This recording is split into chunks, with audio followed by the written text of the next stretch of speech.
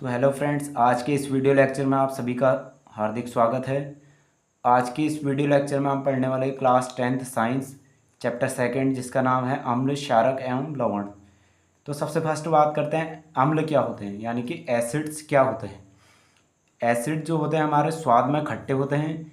ये जलीय विलयन में H+ आयन हमें देते हैं। ये नीले लिटमस पेपर को लाल में बदल देते हैं, यानी कि लिटमस पेपर को हमारे लाल में बदल देते हैं। लिटमस पेपर क्या होता है ये बात हम बाद में करेंगे, बाद में आपको बता दूंगा कि लिटमस पेपर क्या होता है। अभी हम फिलहाल आगे चलते हैं। इसमें एग्जाम्पल होते हैं हमारे अम्ल के एग्जाम्पल हैं, जैसे कि HCl। एंड सेकेंड है एग्जाम्पल हमारा H2SO4, ये हमारे अम्ल होते हैं। एंड सेकेंड इसमें बात करें क्षारक, यानी कि बेस, जिसे हम इंग्लिश में बेस कहते हैं। ये स्वाद में कड़वे होते हैं। स्वाद में अगर आप इन्हें चखोगे तो ये कड़वे होते हैं। ये लाल लिटमस पेपर को नीले में बदल देते हैं, यानी कि लाल लिटमस पेपर को नीले में बदल देते हैं। लिटमस पेपर बार बार आ रहा है, इसे हम थोड़ा बाद में डिस्कस करेंगे। अभी फ़िलहाल इतना सोच लो कि लिटमस पेपर क्या होता है, एक हमारे टेस्ट के रूप में काम आता है, यानी कि टेस्ट हम अम्ल और क्षारक के टेस्ट के लिए इसको लिटमस पेपर को यूज़ में लेते हैं। तो ये जलीय विलयन में OH- आयन देते हैं, यानी कि जलीय विलयन में हमारे OH- आयन देते हैं। एग्जाम्पल के रूप में हम देखें तो NaOH एंड KOH, यहाँ पे हमारे क्षारक के यानी कि बेस के एग्जाम्पल होते हैं। एंड थर्ड इसमें बात करें लवण। लवण क्या होते हैं, जब हम अम्ल व क्षारक की आपस में रासायनिक अभिक्रिया कराते हैं तो उस समय जो उत्पाद हमें मिलता है उसे हम लवण कहते हैं। यानी कि हम जब अम्ल और क्षार यानी कि एसिड और बेस की केमिकल रिएक्शन कराते हैं तो केमिकल रिएक्शन के दौरान हमें जो उत्पाद प्राप्त होता है, यानी कि प्रोडक्ट प्राप्त होता है, उसे हम लवण कहते हैं। यानी कि लवण की एग्जांपल हमने यहाँ पे देख रहे हैं NaCl और KCl, इसके एग्जांपल हैं। एंड अगले टॉपिक की बात करें तो यहाँ पे हमारा आता है अम्ल और क्षारकों के रासायनिक गुण। अम्ल और क्षारकों के रासायनिक गुण, इनकी केमिकल प्रॉपर्टीज़ क्या क्या होती हैं। तो सबसे फर्स्ट इसमें आता है हमारे धातु की अभिक्रिया अम्ल के साथ। जब हम धातुओं की अभिक्रिया अम्ल के साथ कराते हैं तो वो क्या रिएक्शन देते हैं, क्या उसमें हमें प्रोडक्ट मिलता है, आइए आगे हम देखते हैं। जब हम जब हम अम्ल की धातु के साथ रिएक्शन कराते हैं, यानी कि कोई भी अम्ल है और कोई भी धातु है, उसके हम जब रिएक्शन कराएंगे तो वो हमें आगे प्रोडक्ट के रूप में क्या देगा, उत्पाद के रूप में क्या देगा, लवण देगा एंड प्लस हाइड्रोजन गैस देगा। यानी कि हम कोई भी अम्ल की या कोई भी अम्ल और धातुओं की रिएक्शन आपस में कराते हैं, केमिकल रिएक्शन कराते हैं या लैब में, तो यह हमें प्रोडक्ट के रूप में देती हैं लवण प्लस हाइड्रोजन गैस। तो एग्जाम्पल के रूप में हमने देखा HCl एक अम्ल है। HCl की रिएक्शन हम जेड जिंक से कराते हैं, यानी कि जिंक एक धातु है, तो हमें ये प्रोडक्ट के रूप में देता है ZnCl2, यानी कि जिंक क्लोराइड देता है प्लस हाइड्रोजन गैस यहाँ से हमारी बाहर निकलती है। मैंने यहाँ पे एग्जाम्पल इसकी डेफिनेशन भी लिख दी है। जब हम धातुओं की अभिक्रिया अम्ल के साथ कराते हैं तो हमें उत्पाद के रूप में लवण और साथ ही हाइड्रोजन गैस मिलती है। यानी कि इसमें कहने का मतलब वही है, जब हम अम्ल की धातु के साथ रिएक्शन कराते हैं तो हमें प्रोडक्ट के रूप में लवण और हाइड्रोजन गैस। सेकंड टॉपिक बात करते हैं धातुओं की अभिक्रिया अभिक्रिया क्षार के साथ। अभी तक तो हमने बात की धातुओं की अभिक्रिया अम्ल के साथ, अब हम बात करेंगे धातुओं की अभिक्रिया क्षार के साथ। तो क्षार के साथ जब हम धातुओं की अभिक्रिया कराते हैं तो हमें, जब हम इसकी केमिकल रिएक्शन कराते हैं लैब में, तो हमें क्या मिलता है, धातुओं की क्षार के साथ जब हम केमिकल रिएक्शन कराते हैं तो हमें उत्पाद के रूप में मिलता है लवण प्लस हाइड्रोजन गैस। यानी कि यहाँ पे भी हमें लवण और हाइड्रोजन गैस ही मिलती है। तो यहाँ पे एग्जाम्पल के रूप में हमने ये लिया है दो अणु हमने NaOH के लिए हैं, प्लस इसमें Zn यानी कि जिंक को मिलाया है। जिंक एक धातु होती है, जिंक को मिलाया है। तो इसकी केमिकल रिएक्शन हम जब कराते हैं तो हमें मिलता है Na2ZNO2 प्लस हाइड्रोजन गैस यहाँ से मिलती है, यानी कि सोडियम जिंकेट मिलता है हमें Na2ZNO2 प्लस हाइड्रोजन गैस मिलती है। तो ये हमारा जो होता है फॉर्मूला, वो होता है हमारा सोडियम जिंकेट का। बात करते हैं थर्ड टॉपिक पे, धातु कार्बोनेट तथा धातु बाइकार्बोनेट की अभिक्रिया अम्ल के साथ। जब हम अम्ल की अभिक्रिया धातु कार्बोनेट के साथ तथा धातु बाइकार्बोनेट के साथ कराते हैं तो हमें क्या मिलता है। जब हम अम्ल की अभिक्रिया धातु कार्बोनेट के साथ कराते हैं तो हमें लवण मिलता है प्रोडक्ट के रूप में, प्लस कार्बन डाइऑक्साइड मिलती है, प्लस जल मिलता है। तो एग्जाम्पल हमने यहाँ पे देखा, दो अणु हम जब HCl के, यानी कि अम्ल हो गया, HCl अम्ल होता है, दो अणु हम HCl के लेते हैं एंड प्लस इसमें धातु कार्बोनेट के साथ, कार्बोनेट का एग्जांपल यहाँ पे हम लेते हैं Na2CO3। तो हमें ये उत्पाद के रूप में हमें मिलता है NaCl plus carbon dioxide CO2 plus H2O, यानी कि जल मिल जाता है यहाँ पे। एंड जब हम अम्ल की अभिक्रिया धातु बाइकार्बोनेट के साथ कराते हैं तो हमें क्या मिलता है उत्पाद के रूप में, हमें उत्पाद के रूप में मिलता है लवण plus carbon dioxide gas plus जल मिलता है। तो यहाँ पे एग्जांपल हम देख लेते हैं, HCl हमारा अम्ल है, प्लस धातु बाइकार्बोनेट का एग्जांपल हमने यहाँ पे लिया NaHCO3। तो ये प्रोडक्ट के रूप में हमें मिलता है। जब इनकी केमिकल रिएक्शन कराते हैं तो हमें मिलता है NaCl plus CO2 carbon dioxide plus जल H2 मिल जाता है। एंड फोर्थ टॉपिक बात करते हैं धातु कार्बोनेट तथा धातु बाइकार्बोनेट की अभिक्रिया जब हम क्षार के साथ कराते हैं।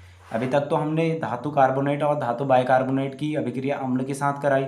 अब हम क्षार की अभिक्रिया कराते हैं धातु कार्बोनेट तथा धातु बाइकार्बोनेट के साथ।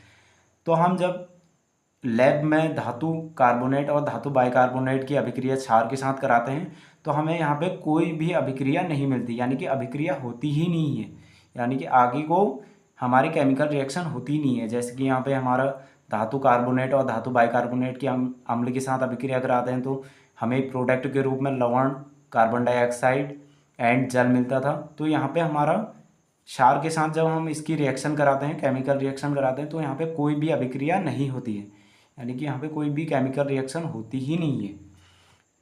एंड नेक्स्ट टॉपिक हमारा आता है अम्ल एवं क्षारक की परस्पर अभिक्रिया। जब हम अम्ल की और क्षार की आपस में रिएक्शन कराते हैं, केमिकल रिएक्शन कराते हैं, तो क्या होता है, क्या मिलता है हमें।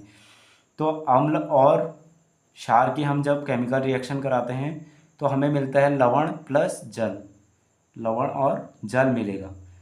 अब इसमें ही आता है एक उदासीनीकरण अभिक्रिया क्या होती है। उदासीनीकरण अभिक्रिया क्या है। जब अम्ल द्वारा क्षारक का प्रेक्षित तथा क्षारक द्वारा अम्ल का प्रभाव समाप्त हो जाता है और परिणाम स्वरूप लवण और जल प्राप्त होता है तो उसे ही हम क्या कहते हैं, उदासीनीकरण अभिक्रिया कहते हैं। यानी कि कहने का मतलब ये है, जब हम अम्ल और क्षारक के आपस में अभिक्रिया कराते हैं, यानी कि अम्ल और क्षारक के आपस में अभिक्रिया कराते हैं, केमिकल रिएक्शन कराते हैं, तो वो हमें क्या देता है, उदासीनीकरण अभिक्रिया देता है। ये उदासीनीकरण अभिक्रिया यही होती है, यानी कि अम्ल और क्षार की जब हम केमिकल रिएक्शन कराएंगे आपस में तो ये हमें क्या देगा, उदासीनीकरण अभिक्रिया देगा, उदासीन बना देगा किसी भी चीज़ को। तो इसमें एग्जाम्पल हम देखते हैं, एग्जाम्पल यहाँ पे देखते हैं NaOH प्लस HCl, यानी कि ये हमारा क्षार है NaOH एंड HCl हमारा अम्ल है। जब हम इनकी केमिकल रिएक्शन कराते हैं तो हमें मिलता है NaCl प्लस H2O, यानी कि लवण मिल गया एक और जल मिल गया। एंड नेक्स्ट टॉपिक है हमारा अम्लों के साथ धात्विक ऑक्साइड की अभिक्रिया। जब हम अम्लों के साथ धात्विक ऑक्साइड की अभिक्रिया कराते हैं तो क्या मिलता है। धात्विक ऑक्साइड की जब हम अम्ल के साथ रिएक्शन कराते हैं तो हमें मिलता है लवण प्लस जल, यानी कि इसमें भी हमें लवण और जल मिलेगा। यानी कि धात्विक ऑक्साइड की जब हम अम्ल के साथ रिएक्शन कराएंगे, केमिकल रिएक्शन कराएंगे, तो हमें मिलेगा लवण प्लस जल मिलेगा। यहाँ पे भी एग्जांपल हमने एक ले लिया CuO प्लस 2HCl। जब हम इसकी केमिकल रिएक्शन कराएंगे तो ये हमें मिलेगा CuCl2 प्लस जल मिलेगा, H2O मिलेगा हमें। यहाँ पे लिख दिया है मैंने। धातु ऑक्साइड की प्रवृत्ति क्षारीय होती है। जो हमारे धातु ऑक्साइड होते हैं उनकी प्रवृत्ति क्षारीय होती है, क्योंकि ये अम्ल के साथ क्रिया करके लवण और जल बनाते हैं। अब देखो इसकी, यानी कि धात्विक ऑक्साइड की प्रवृत्ति क्षारीय क्यों होती है, यहाँ पे मैं बताता हूँ, क्योंकि हमने यहाँ पे पढ़ा था कि जब हम क्षार की अभिक्रिया अम्ल के साथ कराते हैं, यानी कि क्षार की अभिक्रिया अम्ल के साथ कराते हैं तो हमें लवण और जल ही मिलता है। यानी कि हम जब क्षार और अम्ल की आपस में अभिक्रिया कराते हैं तो भी हमें क्या मिलता है, तो भी हमें लवण और जल मिलता है। और जब हम धात्विक ऑक्साइड की अभिक्रिया अम्ल के साथ कराते हैं तो भी हमें लवण और जल मिलता है। इसलिए धात्विक ऑक्साइड की प्रवृत्ति हमारी क्षारीय होती है, क्योंकि अगर हम यहाँ पे क्षार मिला दें, क्षार और प्लस अम्ल की अभिक्रिया कराएं तो भी हमें लवण और जल मिलेगा, और धात्विक ऑक्साइड की अम्ल के साथ रिएक्शन कराएंगे तब भी हमें जल और लवण मिलेगा। तो इसलिए इसकी प्रवृत्ति क्या होती है, क्षारीय होती है। एंड नेक्स्ट टॉपिक हमारा आता है धात्विक ऑक्साइड की क्षार के साथ अभिक्रिया।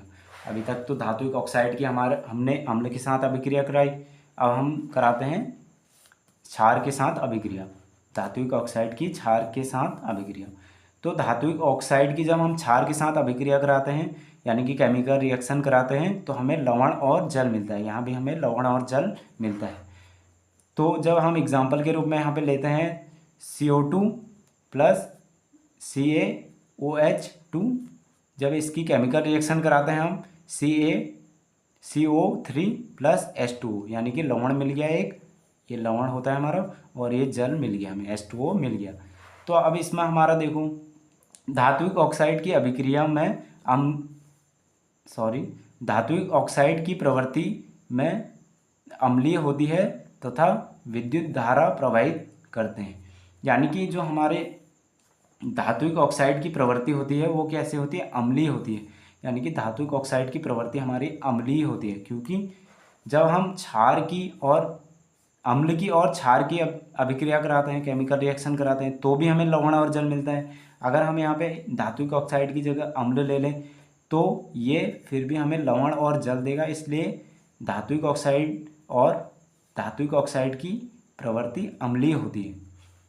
कैसे होती है, अभी फिर से एक बार और बता रहा हूँ, क्योंकि अगर हम जब अम्ल की रिएक्शन क्षार के साथ कराते हैं तो भी हमें लवण और जल मिलता है, धात्विक ऑक्साइड की रिएक्शन हम क्षार के साथ कराते हैं तो भी हमें लवण और जल मिलेगा। तो धात्विक ऑक्साइड और अम्ल एक ही तरह से हमारा काम करते हैं, यानी कि धात्विक ऑक्साइड को मिलाओ क्षार के साथ तो भी लवण और जल मिलेगा, अगर हम अम्ल को क्षार के साथ मिला दें तो भी हमें लवण और जल मिलेगा। इसलिए हमने यहाँ पे लिखा है धात्विक ऑक्साइड प्रवृत्ति में अम्लीय होते हैं, यानी कि धात्विक ऑक्साइड की प्रवृत्ति जो होती है अम्लीय होती है। एंड अम्ल जो क्या करते हैं, विद्युत धारा का, अम्ल में जो होता है विद्युत धारा प्रवाहित होती है, इसलिए यहाँ पे हमने लिख दिया है ये विद्युत धारा का भी प्रवाहित करते हैं, यानी कि विद्युत धारा का प्रवाहित करते हैं। एंड नेक्स्ट टॉपिक आता है हमारा अम्लों और क्षारकों में समानता, यानी कि अम्ल और क्षारकों में क्या समानताएं हैं। तो इसमें सभी जो होते हैं हमारे सभी अम्ल H+ आयन उत्पन्न करते हैं, यानी कि हमारे सभी अम्ल, जितने भी अम्ल होते हैं वो हमारे H+ आयन उत्पन्न करते हैं, यानी कि हाइड्रोजन आयन, यानी कि H+ आयन हमें देते हैं, यानी किसी भी जलीय विलयन में हमें ये H+ आयन देंगे। एंड सभी क्षारक जो होते हैं हमारे OH- आयन उत्पन्न करते हैं, यानी कि जितने भी क्षारक होंगे, जितने भी हमारे क्षार होते हैं वो हमें क्या देंगे, OH- आयन प्राप्त करेंगे, उत्पन्न करेंगे हमें, मतलब OH- आयन देंगे। एंड नेक्स्ट टॉपिक बात करते हैं क्षार तथा अम्ल की प्रबलता, यानी कि क्षार और अम्ल की प्रबलताएं। तो किसी क्षार या अम्ल की प्रबलता उसके द्वारा उत्पन्न H+ आयन या OH- की संख्या पर निर्भर करता है, यानी कि क्षार और अम्ल की प्रवृत्ति हमारे किस पर डिपेंड करती है, वो अम्ल की प्रबलता या अम्ल या क्षार की प्रबलता उसके द्वारा उत्पन्न हाइड्रोजन आयन, यानी कि H+ आयन या OH- आयनों की संख्या पर निर्भर करेगा। यानी कि हमारा अम्ल जितना जलीय विलयन में H+ आयन उत्पन्न करेगा, जितने मात्रा में ज़्यादा मात्रा में H+ आयन उत्पन्न करेगा उतनी उसकी प्रबलता ज़्यादा होगी अम्ल की। क्षार जितने हमारे जलीय विलयन में OH- आयन देगा उतनी इसकी प्रबलता ज़्यादा होगी। तो समझ गए। तो नेक्स्ट टॉपिक हमारा आता है pH स्केल। pH स्केल क्या होता है, किसी विलयन में उपस्थित H+ आयन की सांद्रता ज्ञात करने के लिए एक स्केल विकसित किया गया जिसे पीएच स्केल कहते हैं। यानी कि पीएच स्केल हमारा क्या दिखाता है? पीएच स्केल हमारा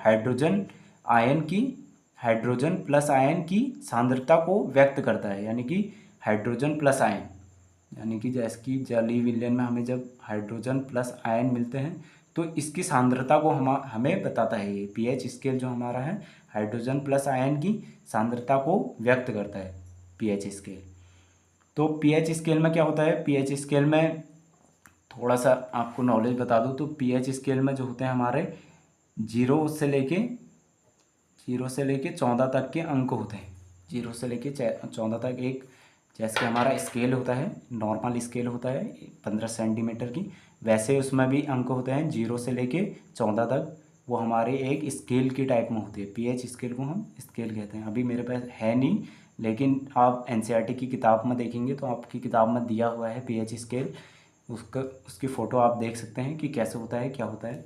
तो आगे बात करते हैं। पीएच स्केल जब हमारा पीएच स्केल 7 में होता है, यानी कि ये एक नंबर पैटर्न में होते हैं 0 से लेके 14 तक। अगर पीएच स्केल हमारा 7 में होगा, 7 नंबर में होगा, तो वो हमारा उदासीन विलयन होगा। यानी कि अगर पीएच स्केल हमारा किसी भी विलयन में अगर हम उसे डुबाएं तो उसने अगर 7 अंक दे दिया, हमें अंक 7 दे दिया, तो वो उदासीन विलयन होगा।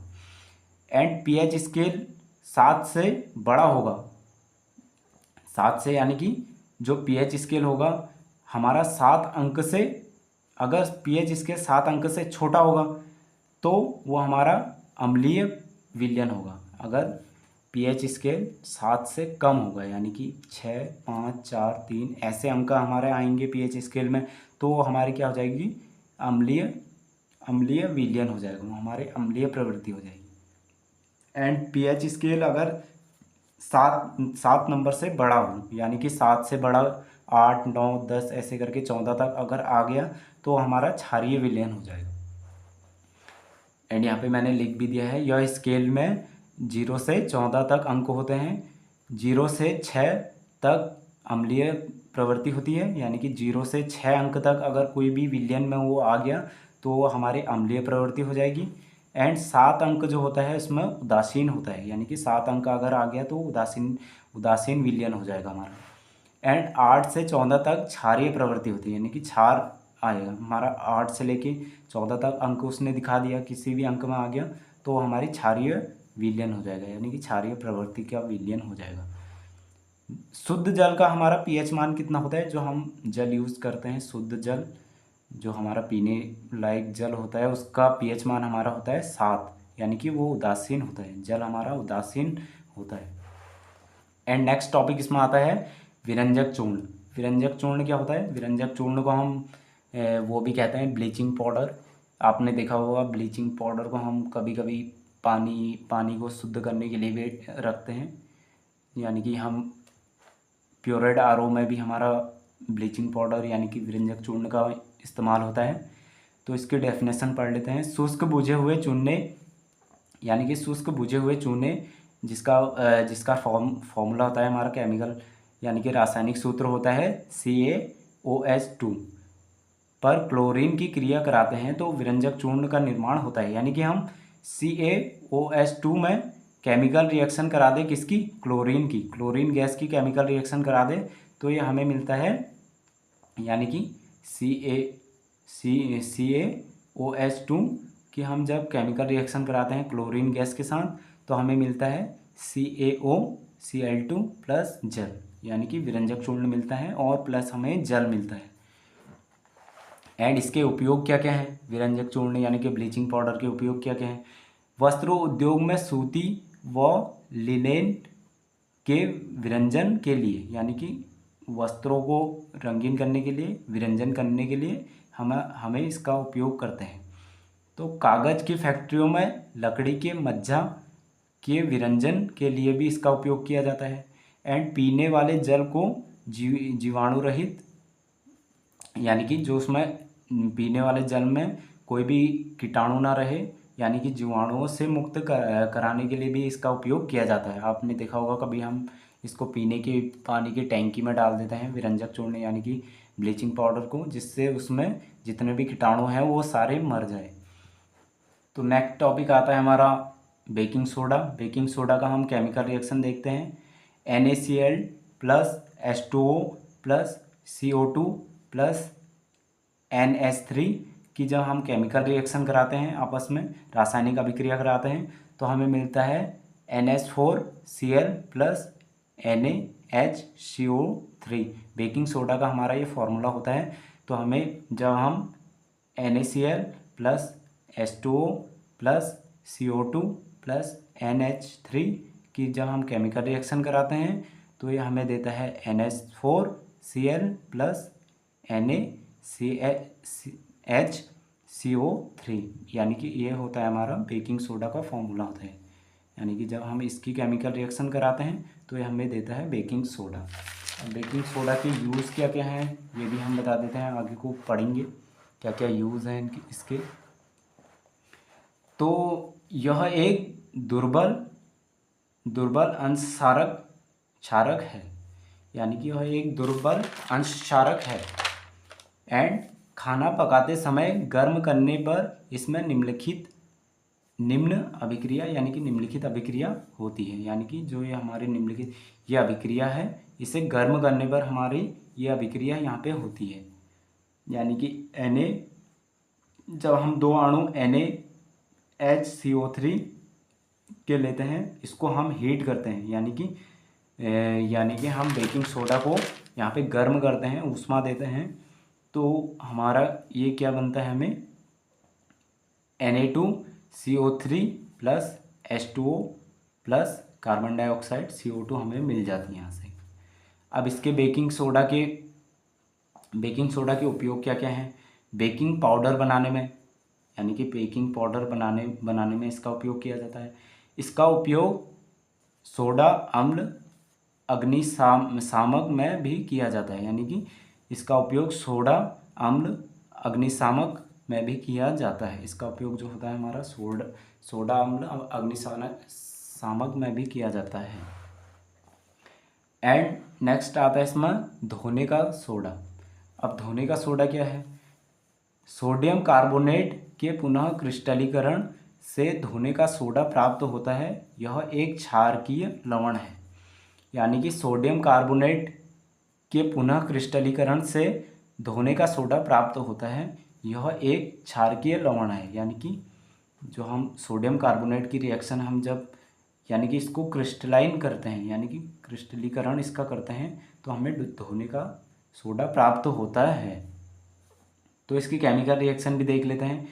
Na2CO3 प्लस जब हम इसकी जल के साथ रिएक्शन कराते हैं, H2O के साथ रिएक्शन कराते हैं, केमिकल रिएक्शन कराते हैं, तो हमें मिलता है Na2CO3 एंड 10 हमारे यहाँ पे 10 अणु हमारे जल के मिल जाते हैं, H2O के मिल जाते हैं। तो हमारा ये फॉर्मूला जो होता है धोने का सोडा का होता है।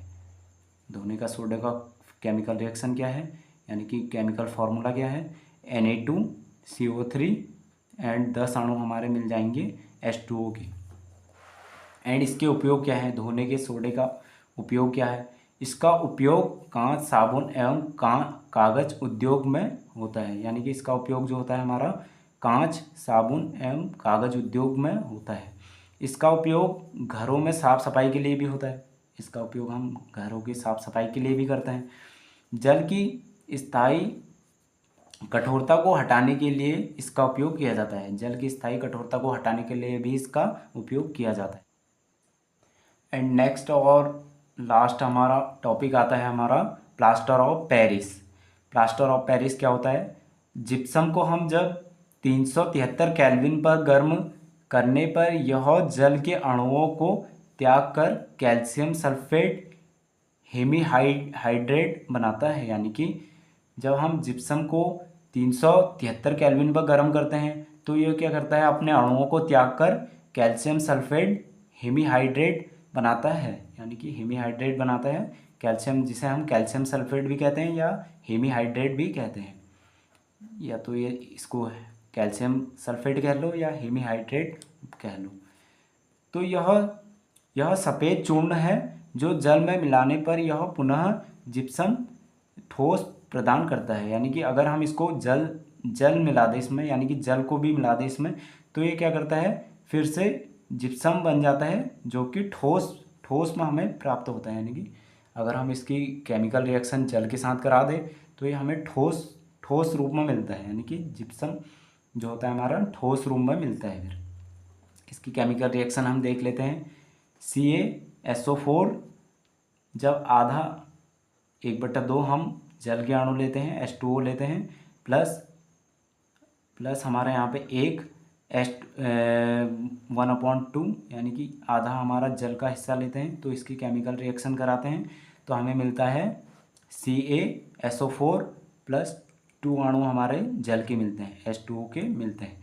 तो हमारा जिप्सम का फॉर्मूला, केमिकल फार्मूला यही होता है, CaSO4 एंड 2 हमारे यहाँ पे जल के अणु मिल जाते हैं, यानी कि H2O के अणु मिल जाते हैं, तो इसे हम जिप्सम कहते हैं।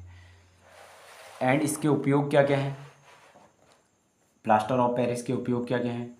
प्लास्टर ऑफ पेरिस का उपयोग डॉक्टर टूटी हुई हड्डियों को सही जगह पर स्थिर रखने के लिए करते हैं। यानी कि जब आपने देखा होगा, अगर आपका या कभी किसी का भी हाथ फ्रैक्चर हो जाता है या पैर फ्रैक्चर हो जाता है, तो डॉक्टर उसमें क्या करते हैं, प्लास्टर ऑफ पेरिस लगा देते हैं। यानी कि हड्डी वहाँ से खिसके ना करके वहाँ पे क्या करते हैं, एक प्लास्टर लगा देते हैं, सफ़ेद कलर का आपने देखा होगा, प्लास्टर लगा देते हैं, उससे ही हम प्लास्टर ऑफ पेरिस कहते हैं।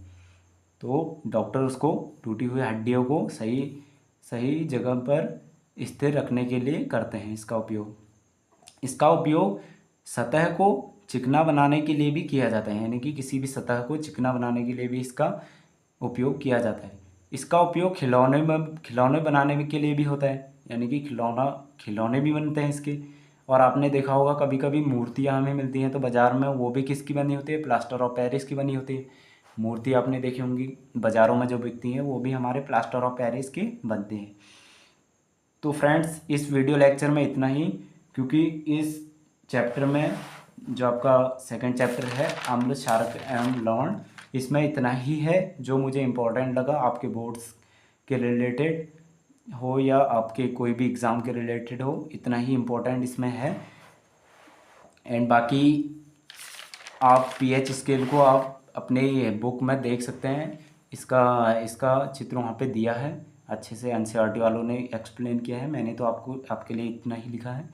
एंड फ्रेंड्स, आपको बता दूं कि इस चैप्टर के मैंने ये नोट्स खुद तैयार किए हैं, जो मेरे को इम्पोर्टेंट लगे वो नोट्स मैंने यहाँ पे लिख दिए हैं। अगर आपको इन नोट्स को पढ़ना है या आप अपने स्कूल के लिए नोट्स रेडी करने हैं, तो आप इन नोट्स को मेरे इंस्टाग्राम अकाउंट से ले सकते हैं, जो कि मेरा है इंस्टाग्राम अकाउंट, यूट्यूब से रिलेटेड है, magical education by Vijay Kumar.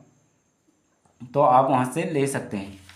And या तो आप वीडियो को भी पॉज करके भी इनको नोट कर सकते हैं, यानी कि नोट यहाँ से ले सकते हैं। तो फ्रेंड्स, इस वीडियो लेक्चर में इतना ही। अगर आपको ये वीडियो पसंद आया हो तो इसे प्लीज़ लाइक करें, कमेंट करें एंड अपने दोस्तों तक शेयर ज़रूर करें।